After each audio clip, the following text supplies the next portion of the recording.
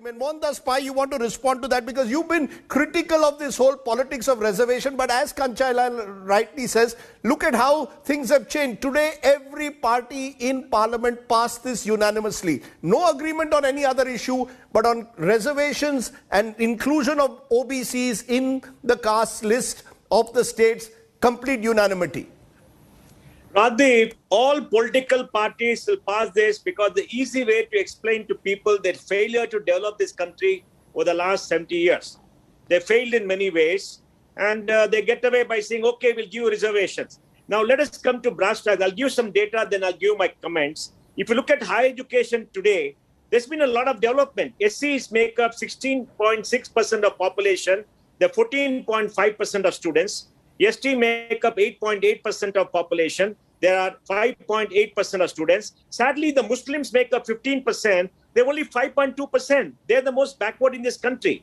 And the OBC makes up 40%. They're 36% of students. Our educational reservation policy has given voice to many people who are not part of higher education. And if you look at the government jobs, excluding maybe the top two position, top two categories, they've got their due share. For the top two categories, you need 25, 30 years to be in service to come up there. And that's going to take time, but more and more people are coming.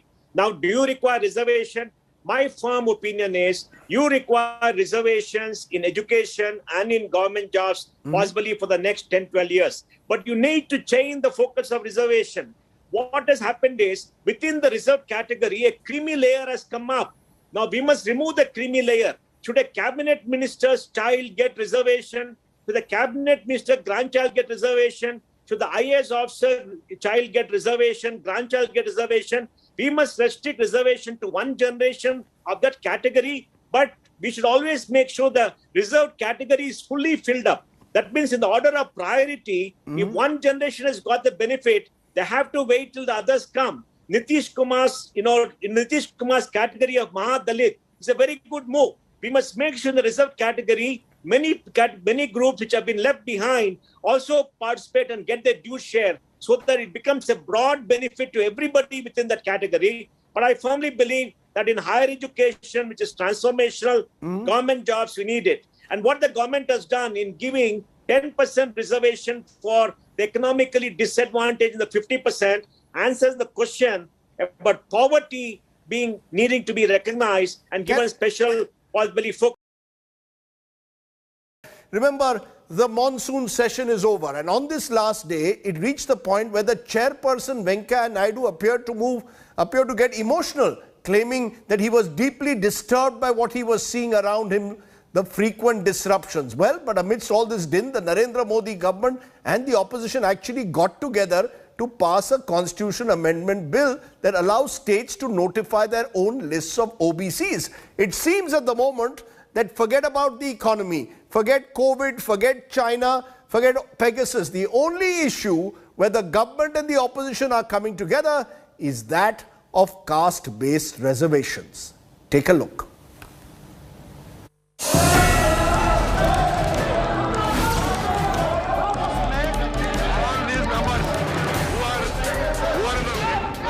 There were lots to discuss this monsoon session. COVID, Pegasus hacking scandal, inflation, job crisis and farm laws. But all we saw was this.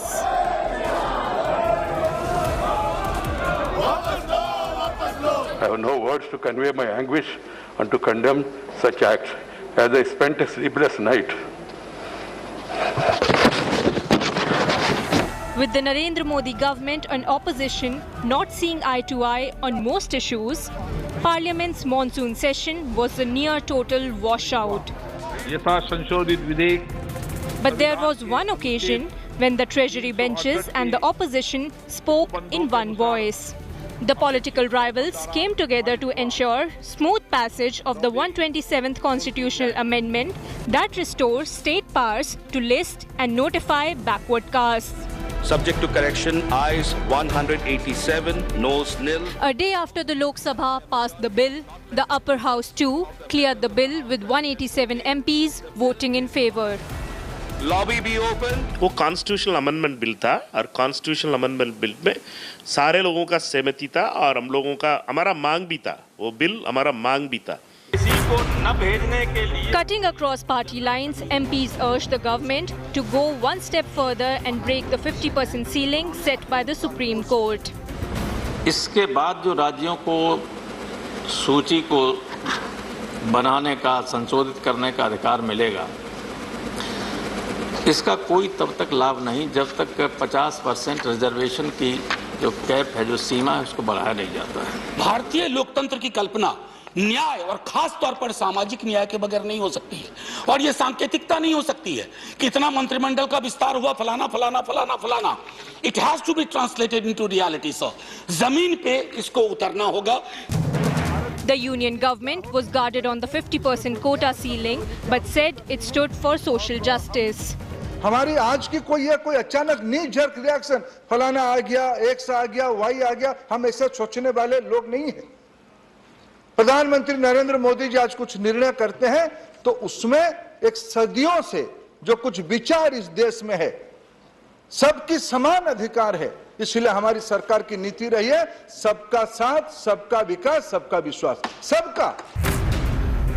The OBC bill assumes significance as several castes in different states have been demanding their share in the quota pie. Be it the Jats in Haryana, Patidars in Gujarat, Marathas in Maharashtra, Kapus in Andhra Pradesh or Lingayats in Karnataka. Quota is a political flashpoint. While the rules laid out often suggest a proper study of the backwardness of a community before giving them quota, it is often political calculations that dictate the terms of reservation. With Bureau Report, this is Mosmi Singh in Delhi for India Today. Let's raise the contentious questions that top story sparks off. Is caste-based reservation a holy cow that no political party can challenge anymore? OBC quotas, are they about social justice or are they now increasingly about political calculations? Will next the 50% cap that Supreme Court has put under reservations also be questioned?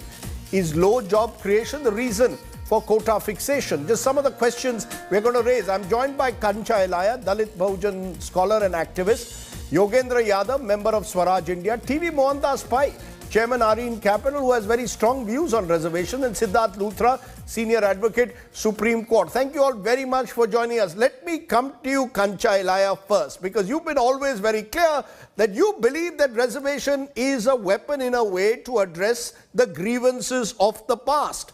Do you therefore believe that it is now something that cannot be questioned? 27% reservations already there for OBCs, more castes now want to be part of that, and increasingly in Parliament the debate today was raise the bar over 50%. No, Rajdeep, it is not a question of past. I have just done a book during the Corona period on the Shudras, a serious study including the status of Jats, Gujars, Marathas, Patels, what you call Patidars, Kapus, Kammas, Reddys, all over the country, including Nayars. Now, in the central universities, in the IITs, in the ambassadorial positions, in Supreme Courts, everywhere, leave alone the reserved Shudras who are called constitutionally earlier OBCs, but the non-reserved Shudras who were earlier opposing, they being included in OBC category in 1990 Mandal position, do not figure at all. Look at JNU. The Vijakas, Brahmin, Banya, Kayastha, Khatris constitute almost 95% of staff. Now, there are no intellectuals from these communities. So what do you mean by saying this is a past issue? And No, when I said you are trying to correct the historical grievances of the past, that continues to shadow in a way it is not a the nature of the grievance. narrative. No, it is not a historical grievance. It is a grievance of the present status. Now, the BJP, who was dead against reservation in 1990 and started against a Kamandal movement, by 2024 realized that because of at least the artisanal communities got reservation and got into some sort of a middle class intellectual position, they had to put an OBC is a declared prime ministerial candidate, and he won with their support. Today, look at RSS statement. Dattatreya Asabole, he says, so long as inequalities remain, reservations remain. This is the change from Mohan Bhagwat. Okay, that's a good, strong statement again. So long as inequalities remain, reservations must remain. Mohandas Pai, you want to respond to that because you've been critical of this whole politics of reservation. But as Kanchaila rightly says, look at how things have changed. Today, every party in parliament passed this unanimously. No agreement on any other issue, but on reservations and inclusion of OBCs in the caste list of the states, complete unanimity. Rajdeep, all political parties will pass this because the easy way to explain to people their failure to develop this country over the last 70 years. They failed in many ways, and they get away by saying, okay, we'll give you reservations. Now, let us come to brass tacks. I'll give some data, then I'll give my comments. If you look at higher education today, there's been a lot of development. SCs make up 16.6% of population. They're 14.5% of students. ST make up 8.8% of population. There are 5.8% of students. Sadly, the Muslims make up 15%. They're only 5.2%. They're the most backward in this country.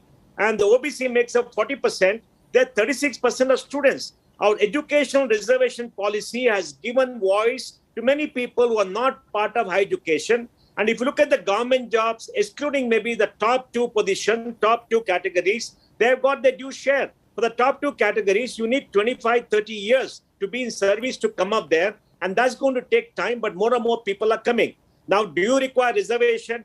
My firm opinion is you require reservations in education and in government jobs, possibly for the next 10, 12 years. But you need to change the focus of reservation. What has happened is, within the reserved category, a creamy layer has come up.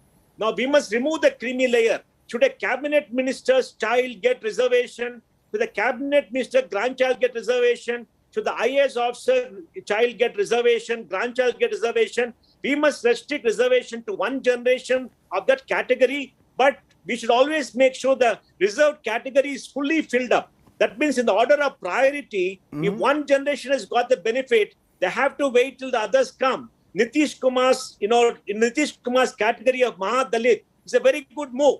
We must make sure in the reserved category, many groups which have been left behind also participate and get their due share so that it becomes a broad benefit to everybody within that category. But I firmly believe that in higher education, which is transformational, government jobs, we need it. And what the government has done in giving 10% reservation for the economically disadvantaged in the 50% answers the question about poverty needing to be recognized and given special possibly focus. But is it, Yogendra Yadav, and you've studied this, at the end of the day now the political weapon, that OBC, if I may use the word, is the ABC of Indian politics? That much of this is the recognition over the last 25 years in particular that the OBCs constitute the bulk of the population, bulk of voters, therefore OBC empowerment is a political weapon. How much of this is genuinely now about social justice when the Marathas or dominant castes are also sought to be included, or the Patidars or the Jats in OBC reservations? Rajdeep, the first point to be noted is that we are dealing with a settled policy in the country. This is a policy which has constitutional protection, which has been okayed by the Supreme Court of India, and on which you have political consensus. Why do we have political consensus? You are right. Most of the things happen in politics. When politicians say that they want to do something for farmers, it is not because their heart beats for them, but because they want to get their votes. When someone says, I want to protect women, it could just be that you want to get women's votes. So there's nothing wrong with that. to my mind, the amazing thing is that every time any discussion on reservation begins, this country wants to go back to point zero. And certainly, I mean, I should not say this country, but the opinion-making class of this country wants to go back to point zero and reinitiate the entire discussion because there's so much unease with the basic fact of reservation. The simple point, as Kancha Elaya pointed out, and I'm very happy that RSS has acknowledged it finally. Finally, they have agreed that as long as you have deep inherited social inequalities, which are along the lines of caste, you need several instruments. My problem with reservation is that it becomes the only instrument. We need so many more instruments to do away with inequality. And for once, I would actually agree with Mohandas Pai. I think he made very sensible points. On the data that he has given, I take it that his intention was to say that without reservation, we would not have had so many Dalits, so many Adivasis in our higher education institutions. And I'm very happy that he recognized Muslim exclusion. And I would be extremely happy if he were to then come up with a mechanism through which it can be improved. In the case of OBCs, let us remember, we are dealing with a section of population which is at least 44 to 45% of India's overall share. It's not 52 as people mythically claim, it's about 45 or so. And for this section, you have 27% reservation. How could someone take exception to that? I'm astonished with the kind of reasoning that goes on. So you have 16% Dalits of this country who have 16% positions reserved for them, and they actually don't manage to get 16%. As we have looked at all the records, every record shows that reservations are not filled, that they actually end up with less than 16. 8% Adivasis end up with 4 to 5%, and 45% OBCs end up their quota is 27%. And Rajdeep, the only category, we must remember this one simple fact. The only category that today has no reservation whatsoever, that is to say, those who are not SC, not ST, not OBC, and not economically weak by Government of India's definition, that is less than 10% of India's population. And they have 40% seats open to them. What are we cribbing about? No, the question, I'll tell you where the crib comes from, and Siddharth Luthra, you should take this, because effectively Yogendra Yadavji's argument could lead us tomorrow to say that maybe OBCs actually need 45% reservation in, as according to the population. So effectively reservation will cross this 50% barrier that the Supreme Court has set. Do you therefore believe that even the courts will now have to relook at this in a way? Tomorrow, if you have a caste census, as some regional parties are now insisting on, OBC population higher, increase reservation beyond 50%. Forget about the Supreme Court barrier, Siddharth Luthra. The caste census may perhaps not be as useful for the political class as they would like it to be, because the minorities today, or the people who are left in a minority in terms of the jobs and percentage, may be slightly distinct, but that's another aspect for another day. That's a social aspect. I think the more fundamental thing which I find which needs to be addressed is we have to balance reservation. We have to balance affirmative action with ensuring that there is better quality of education and better access to education in India. Everybody wants reservation. The political class wants reservation. They just say, look, that's the easiest way. And I'm sorry to say this, but that's across the board. It doesn't make a difference who's speaking about it. The more important thing is, then let's look at what is happening practically. Look at your universities, your government universities, where are they going? So those who, and you look at, on the contrary, look at the children who are getting into, and I'm talking about entry level, who are getting into jobs which require, or courses which require in written examination as an entrance examination. Examine the percentages there, and you will find logically that people who have better access to training, specialized trainings, whether it be for engineering, whether it be for medical education, or who have resources, are still managing to get only those places which are entrance examination based. However, your universities are gathering people who are getting marks in their 11th or 12th board or in their university and their higher education. Now, the point is, this needs redressal at two levels. One, reservation will continue. It's not that we can do away with it. We will need it for a point. But I agree with what Mr. Mohandas Pai says. What are we doing about the creamy layer? It's actually a little preposterous that in the guise of increasing the numbers, in the guise of satisfying vote banks, we keep pushing the reservation numbers up, which is all very well. All the states want Let's settle that. No, Siddharth, you raised the point of creamy layer. Let's settle that because that is a contentious issue. Let's get everyone on that. That's the important issue because that needs addressing. Okay. Because today, because you're going to have more and more castes which are joining, which want a share of. I've given them the Jats, the Marathas. The Marathas have also, there's a commission report which says Marathas suffer from economic inequality, even though they've dominated the politics, let's say, of Maharashtra. The same is being said of other so-called dominant agrarian castes at times. Mohandas Pai, the creamy layer, and Yogendra Yadav saying, look, it could. His argument could well take us well beyond 50%. It may end up in Rajdeep, we must not take it beyond 50% for a very important reason. Why? What is holy about? What is so sacrosanct about 50%? I will tell you. Please remember that reservation also come because a certain part of society who compete also make a sacrifice. So there has to be an egalitarian approach where we all accept that certain part of society requires a leg up. We all give them 50% reservation. We all agree on that. There's a consensus. I don't think we should go back on that. But we also have to make sure the benefit goes to people who deserve it. Now, why should an IAS officer get a reservation for a job or for higher education, IIT? Let it go to a poor person of the same community. It should be restricted to one generation. So the objective of reservation to bring up a community is achieved. The objective of reservation is not to create a creamy layer. Continue, how do you make it itself? No, Mr. Pai, if inequalities continue, how do you make it generation specific?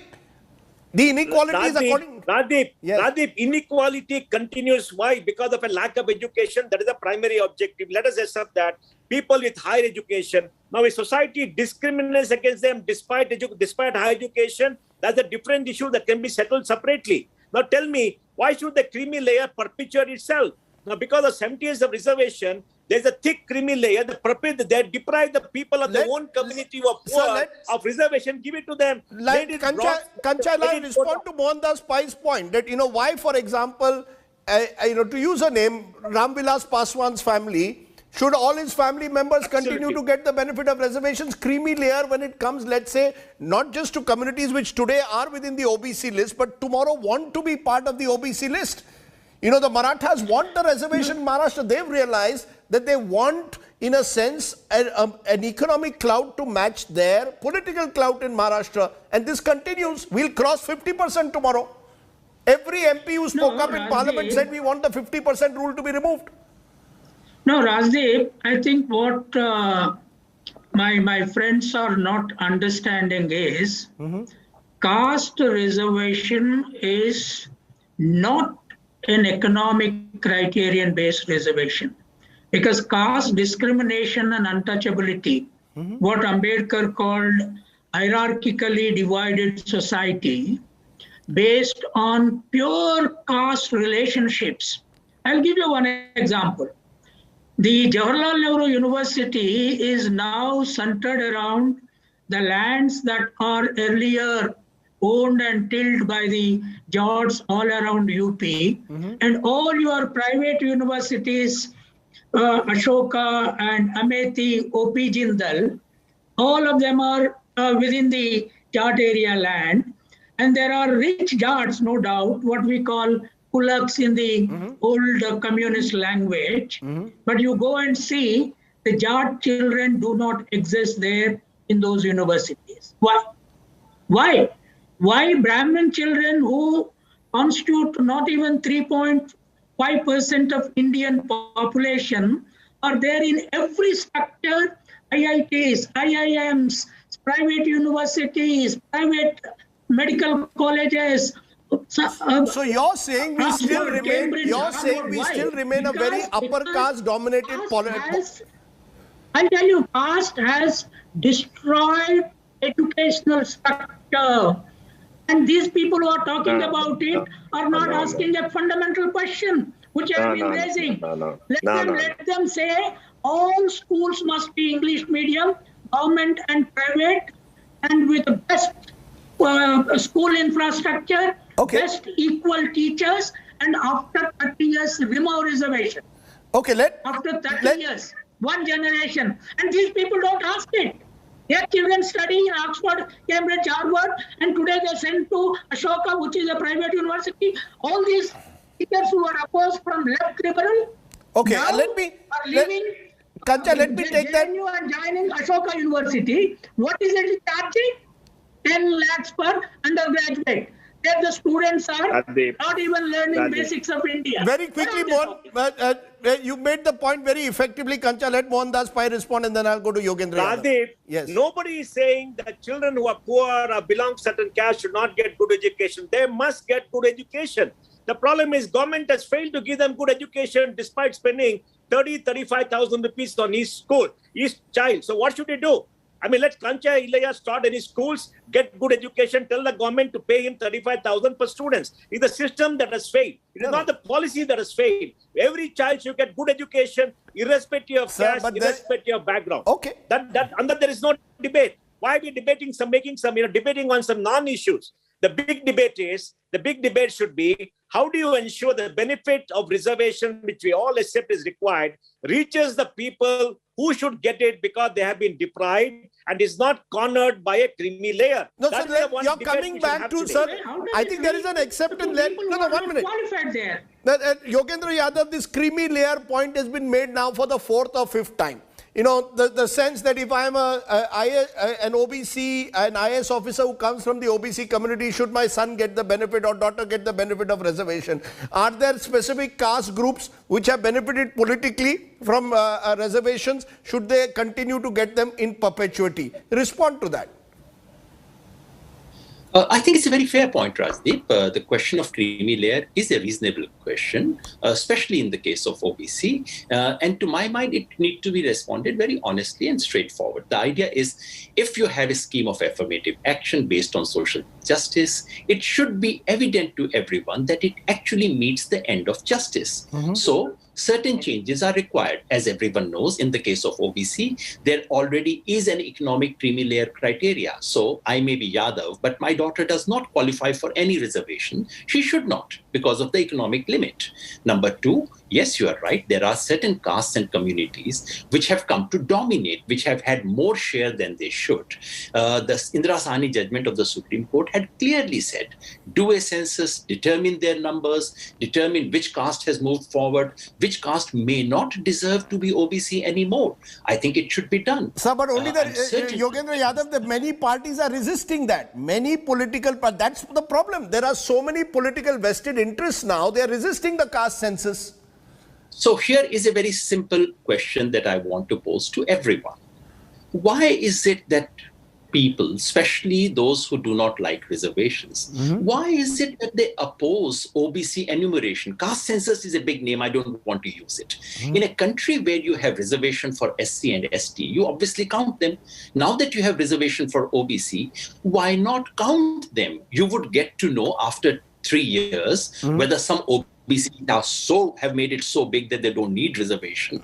Why is it that in this country, we don't want this count done? And interestingly, Rajdeep, the opposition is not coming from OBC leaders. The opposition is coming from those who hate reservation. My question is, those who dislike reservation, why don't you find more? Why don't you wish to have more data which might end up proving your case? I think that's a very strong point. That's a very strong, fair point, that affirmative action should be based at the end of the day on hard data. Siddharth Luthra, why not have a, whether you call it a caste census, caste enumeration, and make the data, the problem is even when we do it, we don't want to make the data public. Why not make it public so that everyone knows, so that these debates are based on data, not on people's sort of political, ideological positions? Rajdeep, there'll be two levels of examination of data. One is the caste census as to the percentages of people in different categories, different castes.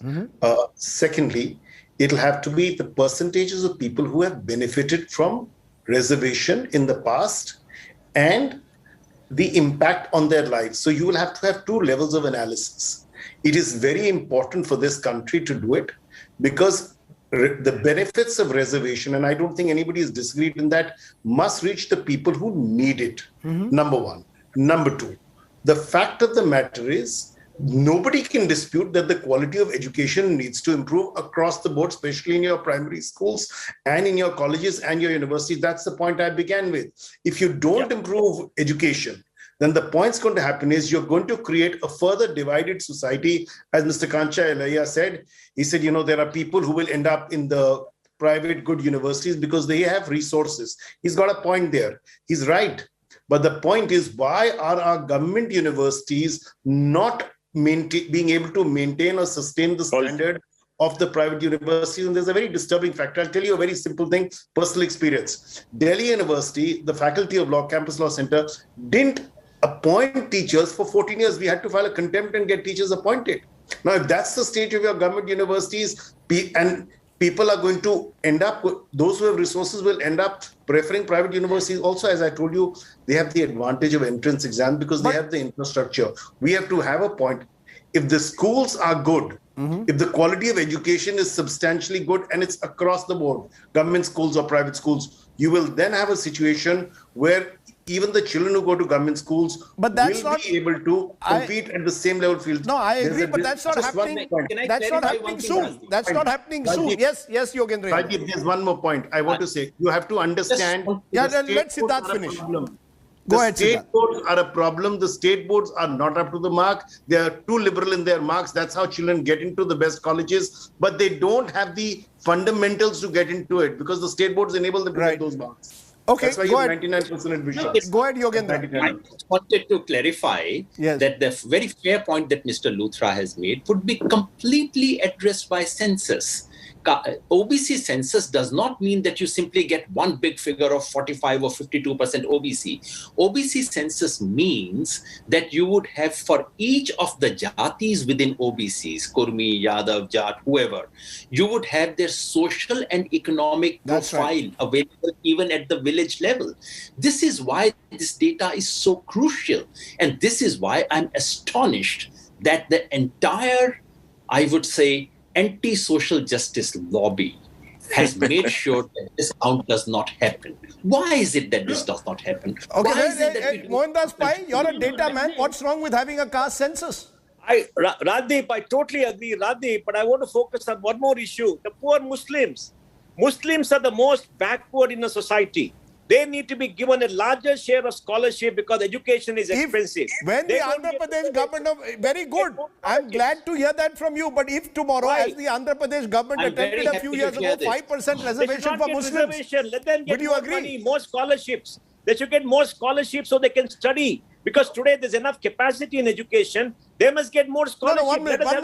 Mohandas Pai. They're the most deprived. No, sir, 1 minute. You're saying OBC's reservation, but Muslim must get scholarships. What if they get 5% reservation? 5% reservation was struck down.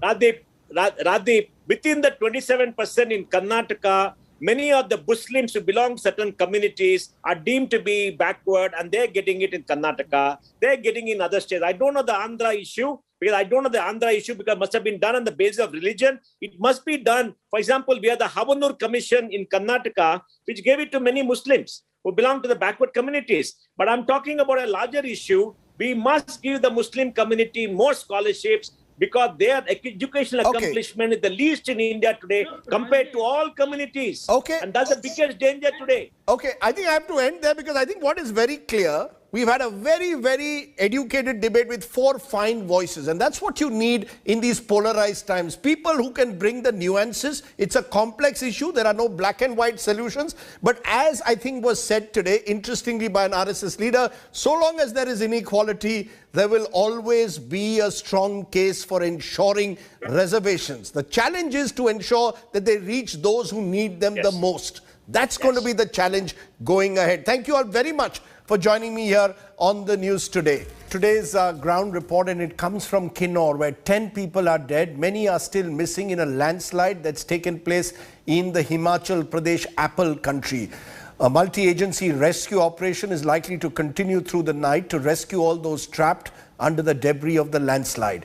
Take a look at tonight's Ground Zero report.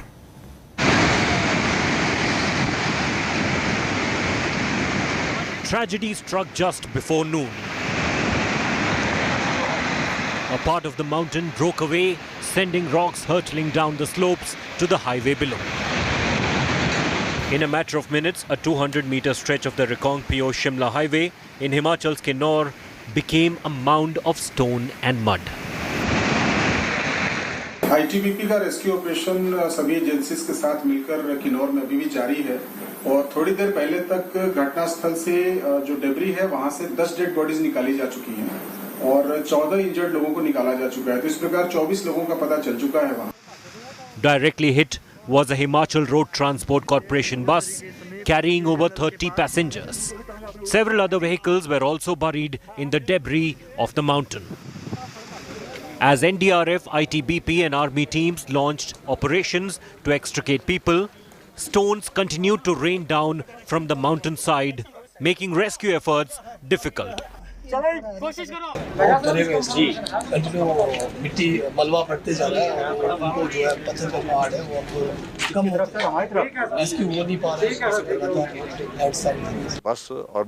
In Shimla, Himachal Chief Minister Jairam Thakur was getting minute-to-minute updates on the rescue operations.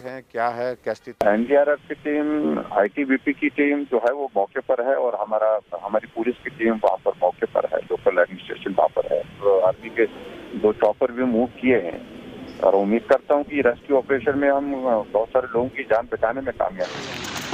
Wednesday's killer landslide comes in the back of a series of such landslides in the last 2 months in Himachal and neighboring Uttarakhand. Environmentalists and geological experts say the sudden rise in landslides and floods in the Himalayan states is a warning. If the ecology of these fragile mountain regions is not saved, tragedies such as the one on Wednesday will occur more frequently. With Manjeet Sehgal, Bureau Report, India Today. And our thoughts with all of those who are praying for the people still trapped under the debris there in Kinnaur. Time though for me to turn to our newsmaker of the day. You've heard him now in the last few days several times. He's given many interviews. But because he's given us 1 billion Indians a real reason to smile this week, we thought we'd do one more. The country just can't get enough of Neeraj Chopra, and neither can we. I wanted to ask him how the last 4 days have changed the life of India's first track and field gold medal Olympic winner. Listen to Neeraj. Stay well, stay safe. Good night, Shubhratri, Jai Hind.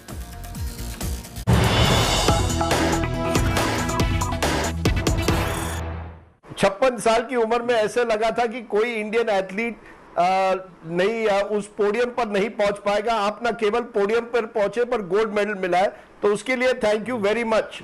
आपने हम सबका सपना एक तरह से साकार किया। Thank you. ये बताइए नीरज मेरे भाई कि 5 दिन हो गए, 4 दिन हो गए जब से वो गोल्ड मेडल आपका जेवलिन थ्रो था।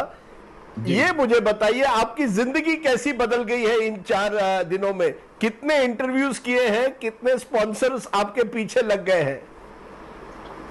देखो इंटरव्यू तो काफी है, शायद 100 से ऊपर ही हो गए होंगे, लेकिन स्पॉन्सर्स वगैरह का अभी पता नहीं है। वो टीम देखती है पूरी, तो उसका अभी तक कुछ ऐसे बात नहीं हुई है। पर हाँ काफी कुछ चेंज हुआ है। काफी जब इंडिया में आया तो एक बहुत ही अच्छा सम्मान किया था सभी ने, बहुत एक वेलकम बहुत बढ़िया था, तो काफी वो अच्छा लगा।